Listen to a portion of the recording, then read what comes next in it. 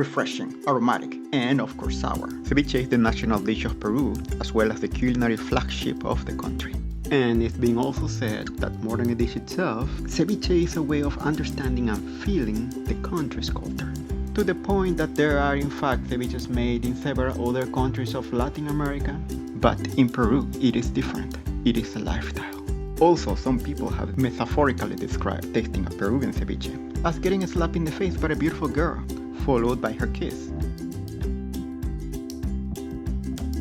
Now, every authentic Peruvian ceviche will start and end with the leche de tigre, translated as tiger's milk.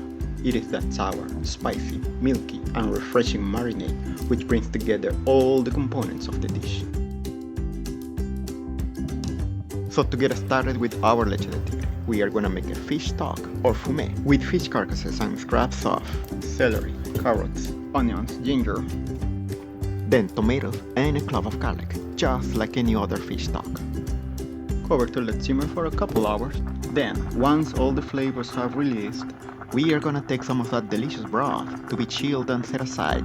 Then the solids, which will not only enhance the flavor profile, but will also provide that white creaminess. So for this step, we need cilantro stalks and keep the leaves. Then again, pieces of onions, peeled ginger, garlic, and celery. And here comes that previously reserved fish stock, which was set aside and chilled to prevent these raw ingredients from cooking up. Then comes a key component, trimmings that we cut out from cleaning the fish. When the fish reacts to the lemon, it will give a whitish color and a more marine, or in a good way, fishy flavor to the mix. Then a hefty blending of all these components. And here is a creamy leche de tigre. Now, these could be strained to get a smoother and cleaner juice, like many restaurants do nowadays. But this time we won't take that attitude. Today we'll keep it rich and creamy, like in the old days at home with my dad. Next comes the lemon or lime juice. Either way, these babies look fairly juicy, so 3 will do to marinate the amount of fish that we have. We're gonna strain this juice for obvious reasons, and keep chilled if possible. Next, onions, neither tomatoes nor cucumbers or even avocados.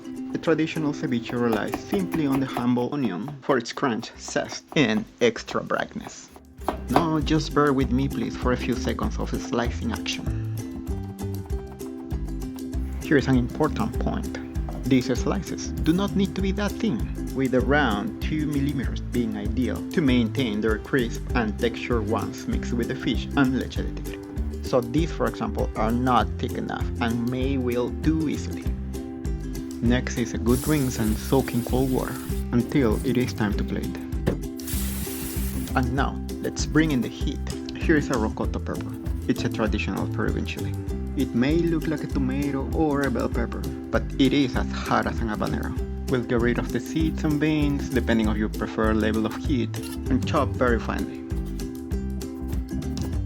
Now, when not available, of course, jalapenos, Thai chilies, and habaneros will do. By the way, it would be advisable to wear gloves while doing this, otherwise you're gonna have to wash your hands thoroughly afterwards. Now the quintessential aromatic herb in Latin cuisine, cilantro. This time we will use the leaves and chop finally. And we finally arrive to the star of the ceviche, the fish. Here we have a beautiful section of bonito, but just any kind of fish will do.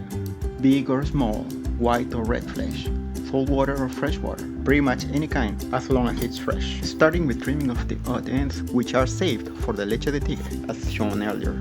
Next we're gonna be cutting fillets of approximately 1.5 to 2 centimeters. Always trying to treat our fish with respect, with gentle but firm cuts, as the less that we touch the fish, the better its quality and freshness will remain. Next, we will also cut strips of the same width.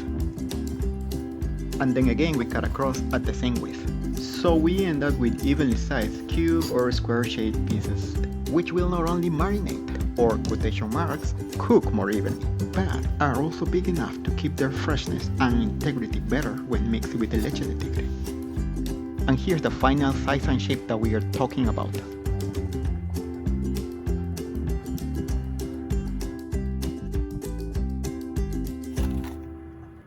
Now that we have all of our ingredients and components prepared, first we're gonna season our fish with salt and pepper generously. And this is a very important and unique step in ceviche making. It is equivalent to start lightly curing or pre-seasoning the protein before it even touches the marinade and other seasonings.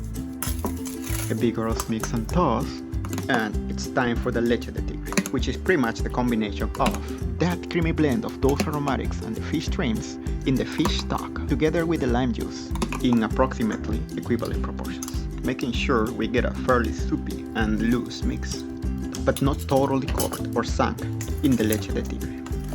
Now we need to mix well and vigorously, but carefully, with folding strokes to prevent the fish from damaging and allowing it to absorb all those flavors, while the acidity of the leche de tigre, quotation marks, cooks the fish partially, not fully.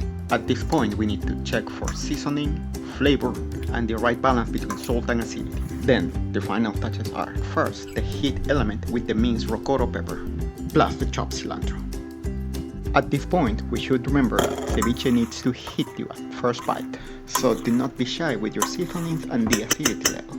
And now, a final and optional trick, ice cubes. This not only helps keeping the fish fresh and crisp, but also in adjusting the intensity of the marinade's flavor, if necessary. Now, a final tasting, and it's time for plating. For this, we start with a bed made of a fresh lettuce leaf. Then we grab a portion of the marinated fish and place that on the center. Then around this, we place some traditional sidings such as Peruvian cancha corn nuts, and if these are not available, any kind of corn nuts will do. Then beans, which are also traditional in certain regions of Peru. Here I am using boiled soybeans, which is the closest thing to the Peruvian stuff. Then the mandatory boiled sweet potatoes or yams. Either way, the sweeter the better, to counter the acidity in the dish. Then we sauce this beautiful display, pouring a generous amount of leche de tigre from the mixing bowl to soak and cover all corners, as the leche de tigre is not just the marinade but also an important component of the dish that many Peruvians drink directly from the dish afterwards. Then comes the onions. Many people choose to mix the onions together with the fish in the bowl, but today we're just plating them on top at the end to keep their maximum crisp and freshness. Finally, some other optional garnishes are a few cilantro leaves and also seaweed of any kind, which will reinforce that marine profile. And there you go, refreshing, hearty, and comforting, zesty and spicy, the authentic Peruvian ceviche. Now the fun part. Yes, time to dig in. Traditionally with a spoon, to pick up not only pieces of fish or the sidings and garnishes, but also some of that delicious milky juice at every scoop. Now, simply enjoy, or if you may, provecho in Spanish. But wait, it is not over yet. Remember that about drinking the juices at the bottom of the plate at the end. Why not give it a try and enjoy like the pros do? It is meant to be in a way, and why we serve that generous amount of leche de tigre to begin with. This little slurping, almost ritualistic step will enhance and double up your ceviche experience. And thank you very much for bearing with me on my first video.